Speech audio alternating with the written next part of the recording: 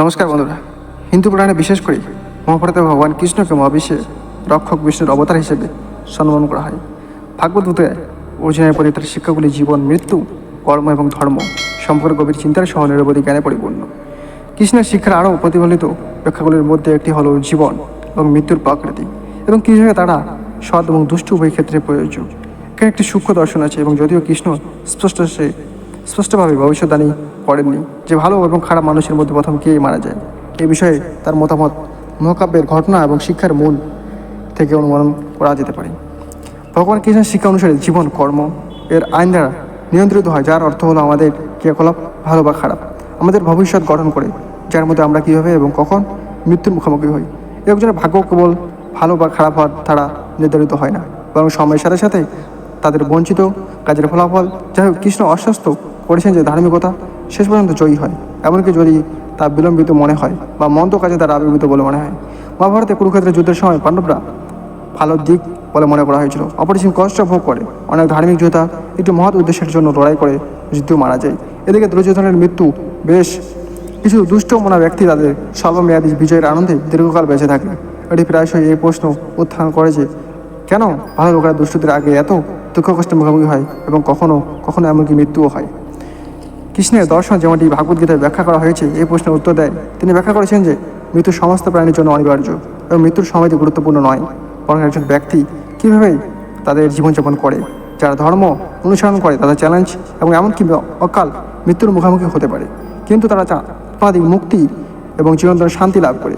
এদিকে যারা অধর্ম জড়িত তারা সাময়িকভাবে উন্নতি করতে পারে বলে মনে হতে পারে, কিন্তু মৃত্যু প্রজন্মের চক্রে আবদ্ধ তাদের কর্মের ফল ভোগ করে। মহাভারতে কৃষ্ণ যে উল্লেখযোগ্য ভবিষ্যৎবাণী করেছেন তা কৌরবদের ধ্বংসের সাথে সম্পর্কিত।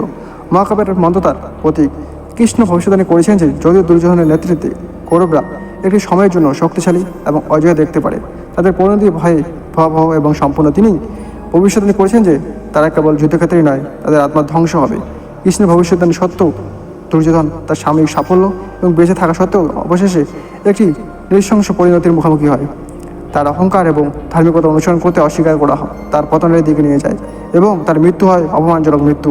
এমনকি ভীম সর্বশ্রেষ্ঠ যোদ্ধা এবং একজন ভালো মানুষ যুদ্ধক্ষেত্রে মারা যায়, কিন্তু তার মৃত্যু শান্তিপূর্ণ এবং মর্যাদাপূর্ণ, কারণ তার মৃত্যুর মুহূর্তটি বেছে নেওয়ার রয়েছে। কৃষ্ণ তার পাশে থাকেন, তাকে জ্ঞান এবং পুণ্যচক্রের চক্র থেকে মুক্তি দেয়। বিপরীতে কৌরবরা তাদের পরবর্তী বিজয় সত্ত্বেও কৃষ্ণের ভবিষ্যৎবাণী অনুসারে ভয়ঙ্কর মৃত্যু এবং অনন্ত শান্তি ভাগ করে। এভাবে ভবিষ্যৎবাণী একটি বৃহত্তর সত্য প্রতিফলিত করে।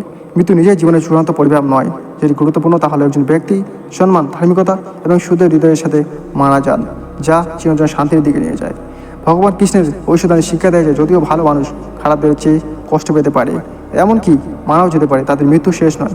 তারা প্রজন্মের চক্র থেকে মুক্তি হয় এবং মুক্তি লাভ করে যখন মন্দ লোকেরা যদিও তারা দীর্ঘজীবী হতে পারে বা উন্নতি করতে পারে, আত্মাধিক ধ্বংসের সম্মুখীন হয়। ভালো এবং মন্দ উভয়ই উপজাগতিক পার্শ্বের অংশ, কিন্তু যারা ধর্ম অনুসরণ করে তাদের অবশেষে নশ্বর তল থেকে উপরে ওঠে। যারা অধর্ম হয়ে জড়িত তারা শারীরিক মৃত্যুর বাইরেও ভয়ানক পরিণতির মুখোমুখি হয়।